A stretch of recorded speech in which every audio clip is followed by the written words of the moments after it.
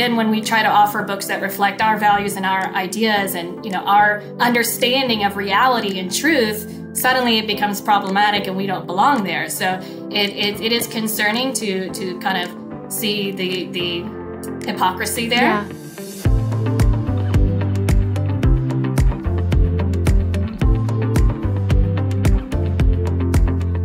Hey, Joyful Warriors, welcome to the Joyful Warrior podcast. Today, we are joined by a special guest, Catherine Rahimian. Catherine was the Orange County, California chapter chair for Moms for Liberty. And then a passion was ignited. A spark was created in the work that she was doing in her chapter. And we have something wonderful that Catherine has spearheaded called the Moms for Libraries program. And that is run out of the Moms for Liberty Foundation. That's our C3. And so just so excited to have Catherine here and to talk about her passion for reading and books, her experience in California as a mom, as a Moms for Liberty chapter chair, what she's learned about libraries, funding, books, and how we are going to work to solve some of the issues that we have seen with some of this inappropriate content in the libraries across the nation. Because Catherine and I both feel like, my goodness, what the heck is going on with these books in these libraries, right? So Catherine, welcome to the Joyful Warrior podcast. Tell us a little bit about yourself. Thank you so much for having me, Tiffany. My name is Catherine Rahimian. I'm a mom here in Orange County, California. I'm originally from the Midwest, Indiana. So it's been really interesting to start seeing the differences in the school systems that I grew up with in Indiana and what we're seeing here in California. Of course, I was an English major in college, so reading was always kind of a top priority for me. And when we started planning a family, we looked at our local elementary school and saw the reading scores were in the low 30s, high 20s, depending on the year you looked at. Math scores were even lower than that. And that was very concerning for me as a parent. I was a big reader as a kid. It was just something that I didn't expect with how great everything seems to be in California with the funding that they claim to have. And it just didn't make much sense with the property taxes we were paying that was the scores we were receiving. So we kind of knew several years ago that something wasn't quite right. But it was really only in the last few years that I think a lot of parents woke up to some of the things going on in schools. And I think kind of the lockdowns and the virtual schooling opened a lot of parents' eyes to these issues. And that was, again, when I started realizing I needed to actually be more involved. And so, yeah, that's how I was born into the Moms for Liberty world. That's so awesome. And we thank you. And so, people sometimes talk about, Moms for Liberty isn't a grassroots organization. We're about as grassroots as it gets, real moms and dads on the ground, recognizing that the school systems are not giving children the opportunity to unfold their full potential. And I, like you, love to read. I grew up, reading everything that I could get my hands on. And so I think we can all as parents say that our kids really don't love reading anymore. And you have to question and wonder why that is. I served as a school board member, Catherine. And so, really looked at the funding that was, given to libraries and the way that libraries were prioritized in schools. And so I thought, when we were talking about all these books and the idea of, people talking about banning books and librarians, I said, well, I'm so happy we're at least calling them libraries again instead of media centers, right? And I'm so happy that we're actually calling librarians instead of media center specialists. Because I've seen all of these games played with cutting funding to libraries and arts and other things at schools that you and I both know kids find an enormous amount of enjoyment and fulfillment. And it's such a great extension of the learning that happens in the classroom. But we want to make sure that those books that are in the libraries are well curated content, right? That really supplement the learning that should be happening. So tell us a little bit about what you've learned about funding for libraries. So in California, it's pretty interesting. They go back and forth on whether or not there is going to be any state funding for the school libraries. And so for a while, up until I want to say about 2019 or so, there was a state block grant that was funding primarily the major funding of the school libraries. That ended, and now there's nothing coming from the state, even though we're supposedly sitting on a surplus. That's just not a priority. And so what happens is you start to see a very big disparity between these different school districts because their school libraries are a reflection of the property taxes and the home values in that area. So a lower income area is going to have oftentimes no library at all, which was shocking to me that 16% of California schools don't even have a library. Wow. So much of that's dependent on the district itself. And as well, they have a severe shortage of credentialed teacher librarians where they hold a dual credential for as a teacher and a librarian. And that's kind of the gold standard that they would like to have in every school. And they don't have that. So they're relying a lot on volunteers. The school libraries are closed more days than not, shortened hours, those kinds of issues of access, even if you have a school library.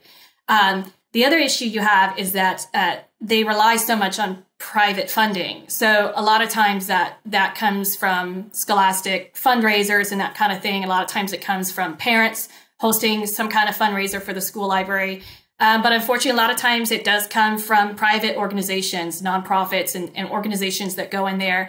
And oftentimes they're doing good work, but oftentimes, depending which one you're looking at, not so much, so it really is disappointing that we don't have the library funding that we need to really get kids into reading. No, I think you're absolutely right. I will say, however, that some of the things that I've seen as far as the American Library Association and some of the folks that are involved there, I know they have a new president who is a self-proclaimed Marxist.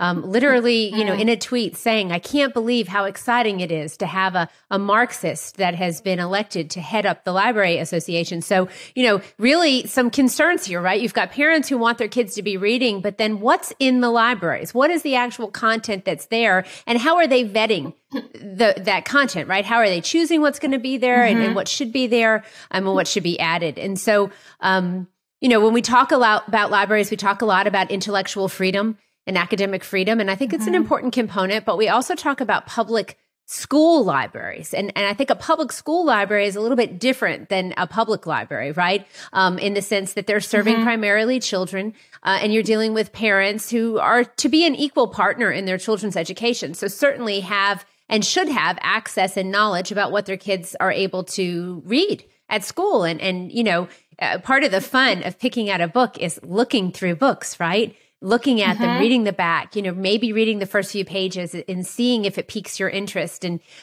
so when we talk about, uncensored library books in schools, that gets a little concerning to me, I think, because we do want to have that safety for exploration.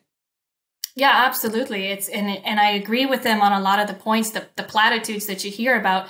Every child should be able to see him or herself in the library. If you have a library that is in that is in a Los Angeles school district school and they primarily serve Black and Hispanic students, then it wouldn't be appropriate, in my opinion, to have books that don't reflect that population. So, of course, you want to have books that reflect the student body. But I think what gets lost in all of this is that they don't really seem to want to include our ideas or our viewpoints or our cultural backgrounds if it doesn't necessarily agree with what they're trying to do.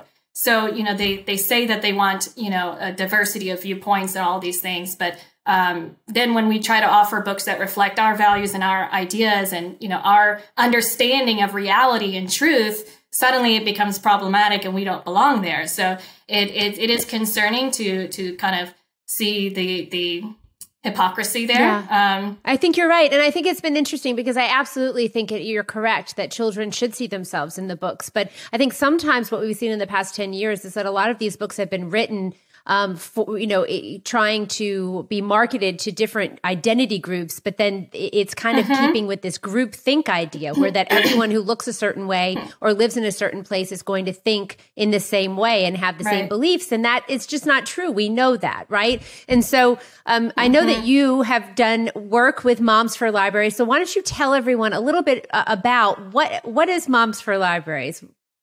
So it's funny. We actually got the idea for it by looking at how are these other books that, we find inappropriate, how are they getting in there? And as you mentioned, sometimes it's recommended. It'll be on a recommendation list from the American Library Association and the school will purchase it. But a lot of times these school libraries can't afford to purchase anything. And if they do, it's generally reserved for reference materials, some kind of nonfiction for a school report. And so pleasure reading is not really a priority for them. So a lot of these are coming from, as I mentioned, these different nonprofits, which are heavily funded by corporations. If you look into the corporate sponsors, you're talking the business world of giant banks and credit card companies and things that don't even really have anything to do with literacy, entertainment companies, media companies. And so we thought, well, why is nobody doing that to reflect our values and our understanding of reality? So we thought, well, I guess we'll be the first ones to do it. And so we started reaching out to some publishers that were producing material that, you know, we wholeheartedly could endorse and we would want in our school libraries. And they were just very happy with the idea of a symbiotic relationship there. So we were able to partner with different publishers to promote literacy and to provide their content to these students who really need some additional reading materials, in my opinion. That's so awesome. So why don't you tell us about some of the partners that we've been able to work with? So one of the first partners we got was with Brave Books, and they produce a lot of, it's a very interesting world building experience. They have a system of heroes and this big map with stickers where you unlock a hero and you put it on the map. So the kids get really into it. There's little games in the back, but it's a very beautifully illustrated series where the predominant recurring villain is called the Culture Vulture.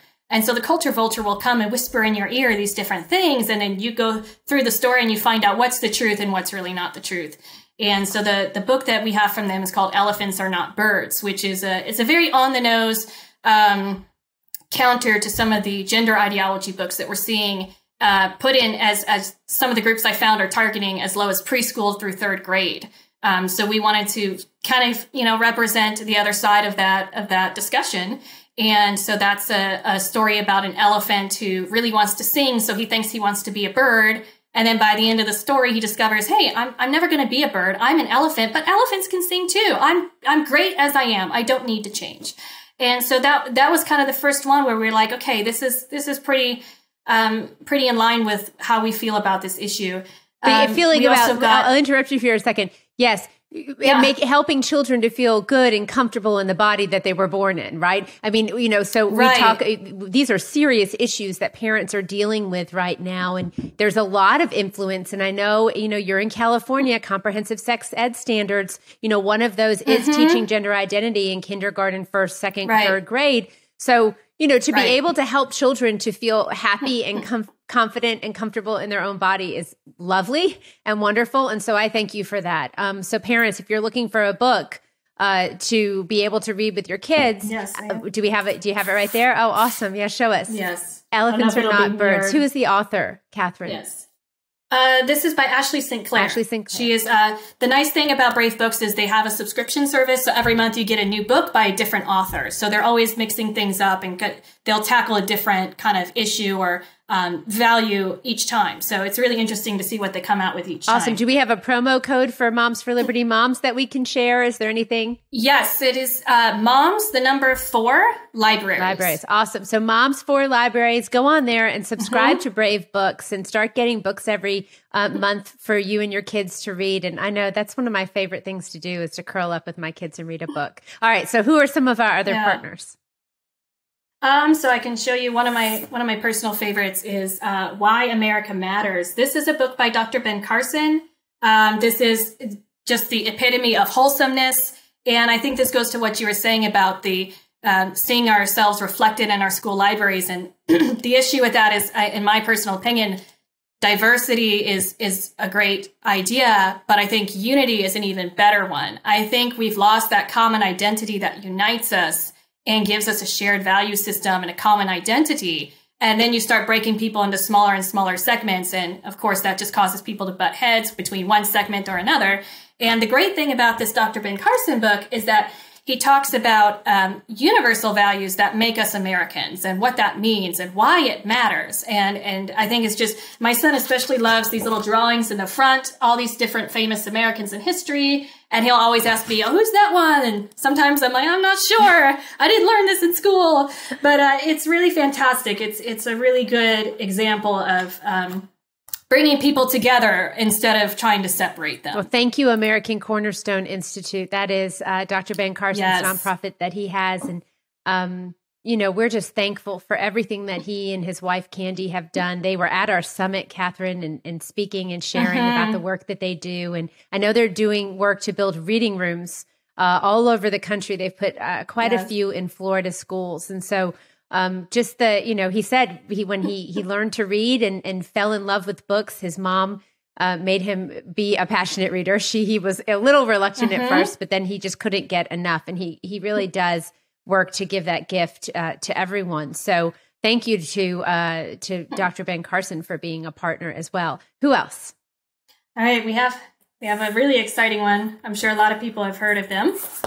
We have the Tuttle Twins. Oh, yeah. And the Tuttle Twins was fantastic because they donated an entire set. So we would get 12 books that we could then distribute to the schools and libraries that were in need. And this is a fantastic series that covers law, it covers economics, it covers different ideas about the market. One of the really interesting ones is the miraculous pencil, which discusses how nobody knows how to make a pencil because you need so many people to participate in that. You need somebody that knows how to harvest the rubber material. You need someone that knows how to harvest wood. You need someone that knows how to make the lead, how to put it all together. And so you have to work together as a team, as an economy to produce things like this. And so it introduces these concepts in a really age appropriate and fun way. And the entire series is just fantastic. It's all based on actual facts and history and rights and discussions like that. But it's fictionalized with characters that are really entertaining and you get to know them over the series. So it's really a lot of fun to read. That sounds like a lot of fun. So what age range is the Tuttle Twins for, Catherine?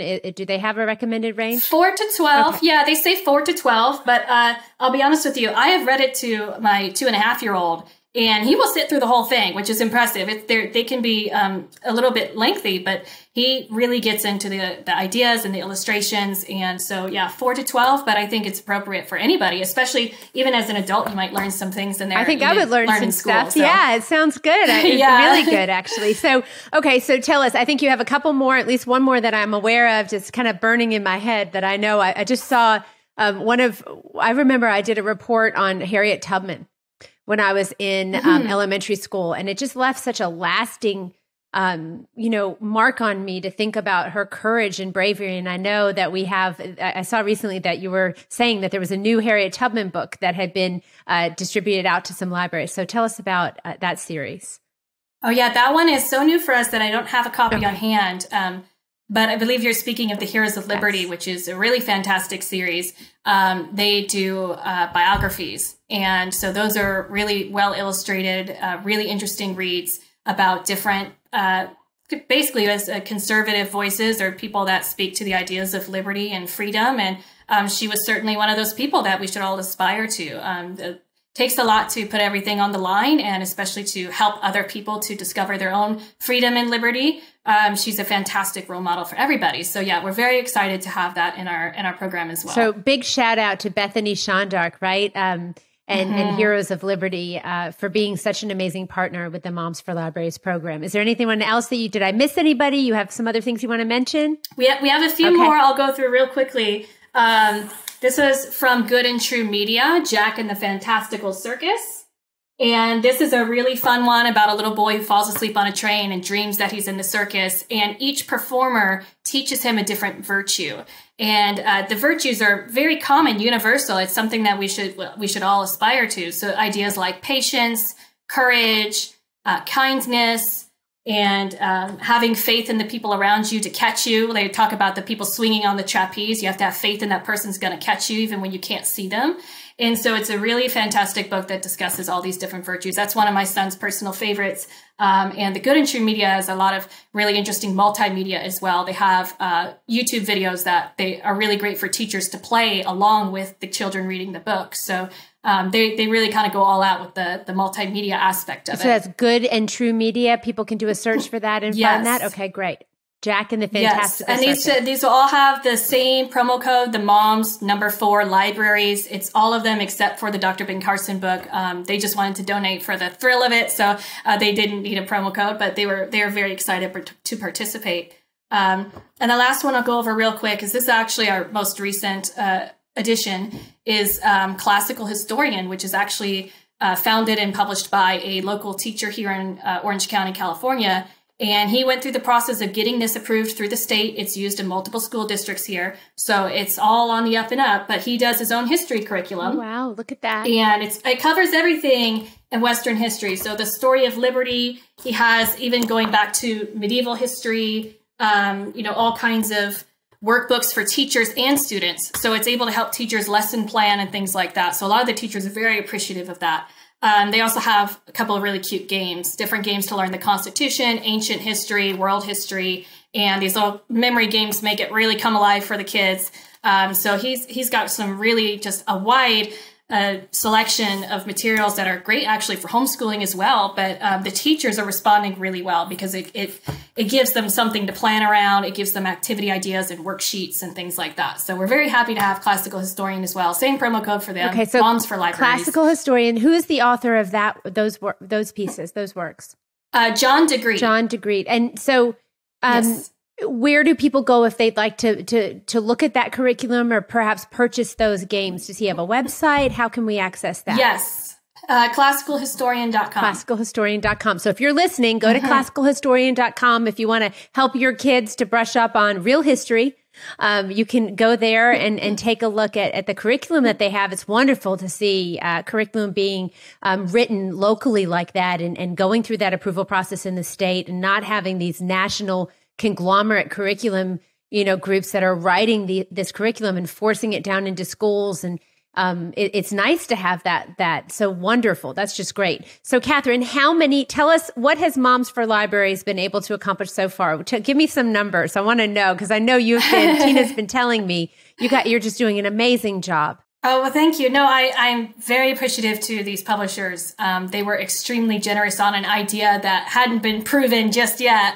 I'm happy to say we do have proof of concept now. The program's working really well. And we have received to date 5,873 books and counting. We're still getting more, especially ahead of the holiday season. I know a lot of them are looking to get something out before the end of this semester. So we're also looking at expanding into upper grade levels. So we have another book that will be coming out. Can't say just quite yet, but we have another book that they donated 1,000 copies, and it will be coming out very shortly for our school libraries and classrooms. And that will be an upper grade book. So we're really excited as well to go from this elementary level and dive into some more complex topics and ideas, get into some more detail for these older students to have something more challenging to engage with. That's wonderful. And so give me a little overview of how you work with the chapters. So how are these books making their way across the country? So it's all thanks to the chapter chairs. They sign up with me and give me a shipping address, and we try to divvy it up as fairly as we can. And then they and their volunteers work really hard to find receptive teachers and classrooms, libraries, school libraries, and sometimes the school boards are involved as well. And that's always really fantastic to hear. We've had really great reception. So a lot of it's based on the positive relationship that these chapter chairs have developed with their local school districts. They've worked really hard, and I think sometimes it gets lost in headlines how much good they're doing and how much people in their communities actually really respect them and the work that they do. And so it's actually been a very seamless, easy process to get these books in loving homes that now these kids can access them. I think that's wonderful. And you're right. It's all about relationships. Everything that we do is about relationships. And our kids deserve for us to find ways to work together. And I think being able to work together to get really positive books into the hands of kids and families so they can read things that are enriching to them in their lives is so important. So Catherine, anything else you'd like to add about Moms for Libraries? Give us how we can get more information about it. Well, we're working on launching our website. It will be at m4lfoundation.org.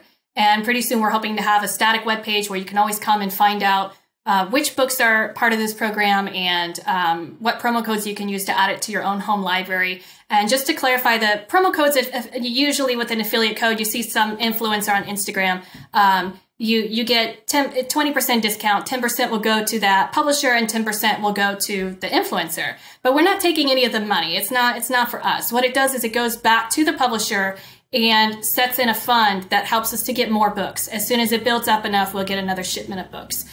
So when you get that 20% discount, you're not only adding these books to your home library for your own kids to read at home and for you to reinforce these ideas at home, you're also helping us to donate more books.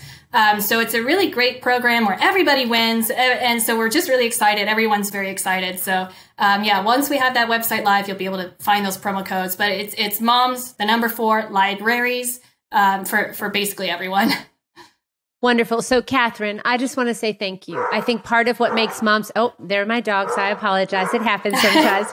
Part of what makes the work that Moms for Liberty does so special is because it really does bring out the best in who we are as people. And seeing the passion that you have for reading and books and your family and being able to translate that into creating something like Moms for Libraries is so wonderful. And we just thank you for bringing all of your gifts and talents to the work that you do with us and being such a wonderful partner. We're very appreciative of you and the work that you do. So thank you very much. Thank you, Tiffany. Thank you for providing the platform. If we didn't have access to this network of moms all throughout the country, none of this would be possible. I couldn't do this by myself. So thank you for allowing me the platform to do it, and to all the chapter chairs and their volunteers they're all boots on the ground that are getting this done. I'm just kind of organizing the overall system, but it's really these volunteers that are meeting these teachers and handing these books over physically. It's really incredible to see. We're getting more and more pictures in, more and more testimonials. So guys, follow us on our Facebook, Moms for Libraries. You'll see every Wednesday we're posting a Winning Wednesday where we show pictures of happy kids, teachers, librarians showing off their books. It's really having an impact. So everybody who makes a purchase with the promo codes is also able to help. It's teamwork, guys. It's everybody participating. Awesome. So don't forget to take those pictures, please. Post them. We want to see them. We want to see kids reading. Right now in America, really only about a third of kids are reading proficiently on grade level. And yet our graduation rates seem to continue to increase. And I think moms and dads across the country are very, very concerned about the fact that we continue to pour more and more money into an education system that is not teaching our kids how to read. 95% of children have the ability to learn to read. That's neurodiverse kids as well. There is no reason that children are not learning to read, and literacy is equity. Every child deserves to learn to read. So, Catherine, thank you for everything that you're doing with Moms for Libraries. We'll keep working with all of our chapter chairs around the country to make sure that they're getting access to books, and we appreciate you joining us today. Hey, Joyful Warriors, we're back this week with another Joyful Warrior update. We've got another mom who won one of the Founders Awards at the Moms for Liberty Summit that we had in Tampa from July 14th through the 17th. And so I'm just super excited to introduce Jennifer Kelly from Volusia County, Florida, to the Moms for Liberty Joyful Warrior podcast. Hi, Jennifer. How are you? I'm doing well. How are you? I'm wonderful. So, Jennifer, you won the Abigail Adams Award at the summit. You were nominated by your chapter, and then we chose out of 3 different chapter chairs across the country. You were chosen for this award, and I just want to read what this award was for. So, the Abigail Adams Award was awarded for holding decision makers accountable or working to replace them. Abigail is famous for her letters on public policy. She advocated for education, women's rights, and abolition despite never receiving much formal education herself. Like Abigail, this award goes to someone who works to affect good public policy by holding decision makers accountable and building relationships that enable the work of liberty to move forward. And at Moms for Liberty, we're very, very involved in building relationships.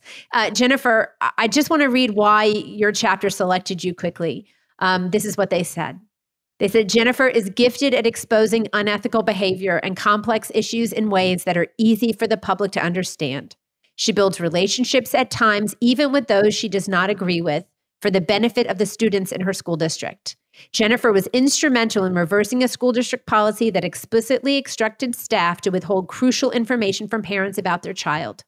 She also played a key role in exposing a corrupt school superintendent, leading to his dismissal. There's that holding people accountable part. Where was I? There we go. Due to her efforts, the community is engaged. Good teachers and staff have made the decision to stay in public education, and dangerous policies have been reversed. Jennifer Kelly, you have been busy in Volusia County. What is going on? Yes, we have been very busy. I guess if we want to talk about the holding people accountable, we had a superintendent that pushed for masking even after the governor had done his executive order saying that the kids aren't going to be masked, even after we had the first parental Bill of Rights law passed. He still encouraged the school board to reinstate the mask mandate at the beginning of the 2021-2022 school year. At that point, we knew that he wasn't good for our students. He wasn't good for our families. And it ended up he wasn't good for our teachers as well, with orders that he put on them. So we exposed him pretty much. He stated during a school board meeting that he feels that parents that do not mask and vaccinate their children are bad parents. And I started a hashtag #FireFritz, and it gained a lot of momentum. It awoke a lot of parents, and we had really good turnouts for public comments during the school board meetings to have this reversed. Awesome. So unfortunate to see an educational leader who is, really not listening to parents and not respecting parental rights, but good job holding that person accountable. And how are things going in your schools now in Volusia? What's the situation with the superintendent? How do you feel the relationship building is going? Tell me a little bit about that. So the school board hired a new superintendent. She was our former deputy superintendent. She went to Broward County for a few months because issues with Dr. Fritz, and the school board members reached out to her and asked her to come back. She's been back for a few months, and things are improving. I'm hearing positive things. Nothing's perfect yet. We have a ways to go, but I'm hearing positive things from the teachers. They're happier. Her communication with parents is amazing. I had my very first Teams meeting with her this morning. I had sent her an email that just had some questions. I was just expecting her to answer the questions in the email, but she felt it important to have herself, the new deputy superintendent, and her team together to reach out to me to answer the questions together in case I had any other come up. I never even received an email response from Dr. Fritz, so this is very positive. Wow. Well, this is really what it's about. And I think you being able to build relationships in your community and to really show how much parents do want to partner with our children's schools, that we will not co-parent with the government and with our children's medical care and their education. The parents need to be the ones steering all of that. But that we do respect teachers and their role in our children's lives. And we do want to partner with our kids' teachers. And you just exemplify building those relationships to make it happen, Jennifer. So thank you for that. I've also, do you have no, please. Well, on the reaching out and creating relationships, I just wanted to mention, and this might seem a little weird to people because across the country, we don't have very much success or very much help from the teachers union. However, here in Volusia County, our teacher union president does agree with us on some issues. So I've found some common ground with her. And the first thing was the teachers, the crisis with the teachers. Just like the rest of the country, Volusia County is losing teachers. We lost a lot last year. We're having a hard time retaining them now. I think a lot of it had to do with the previous administration. But I reached out to the teacher union president and said, hey, if the teachers aren't happy and the teachers are walking out, that means the students aren't getting a quality education. They're sitting in the gym floor for core classes more than once a week, more than once a day. So we came together, and the teachers were petrified to speak out because they were in fear of retaliation. So I offered, as Moms for Liberty, to have some of our members and myself read anonymous letters from the teachers, letting the district know what they're experiencing in the classroom. And from there, that relationship has grown. She is now working with me on the books in the media centers because I showed her the content that we're talking about, not what the mainstream media is trying to say to the teachers of what we're complaining about. And she is helping educate them that we're not just banning books, that we actually want this sexually explicit content removed from the school libraries. That's so great, Jennifer. And I think it's really important. You know, you're right. We do give the teachers unions at the national level a very hard time because they have been a part of keeping schools closed, unfortunately.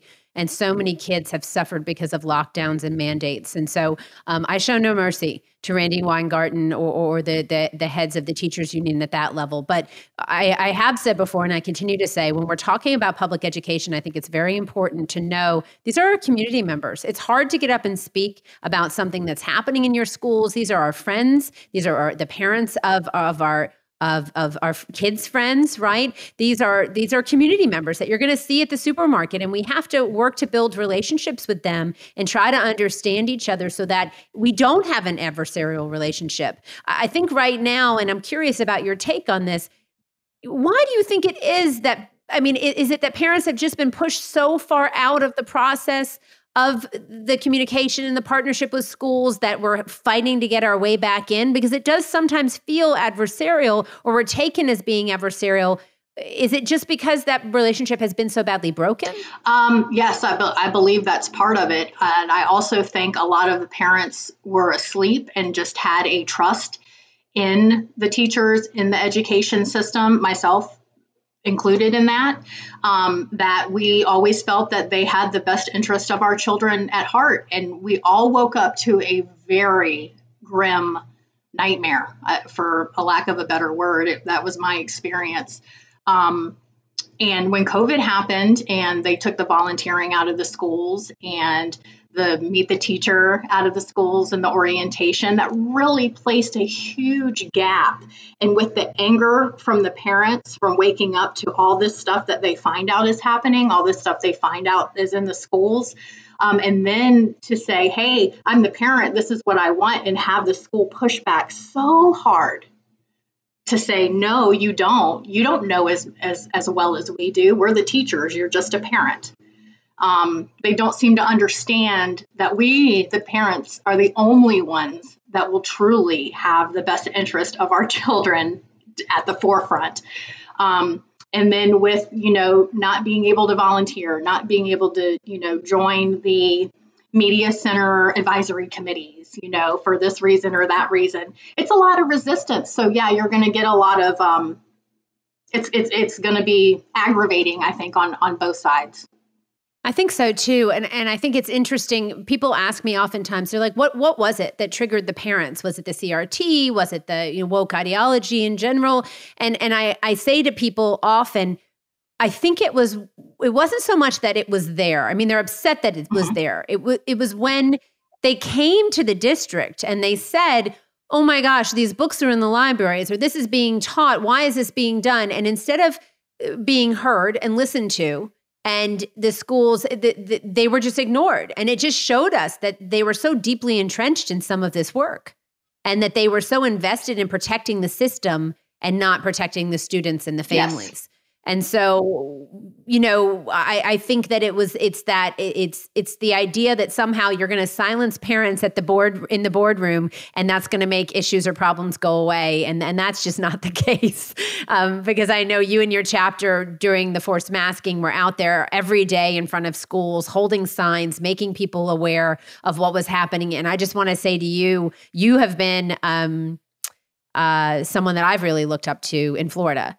As a mom, because you just fought relentlessly. I mean, you knew in your heart that what was happening was wrong, and you rallied a community together. So thank you for your dedicated leadership at Moms for Liberty, for being a chapter chair. I know it's not easy all the time, but I do think we're making a difference. And I think you're a wonderful role model for so many moms and dads across the country. So thank you so much for that. It's not always my pleasure, but it's my pleasure. And I have the drive. Like, God gives me this drive every day to try to help in the best ways that I can. And I ask for his guidance in doing that. And that is really what's been keeping me on track.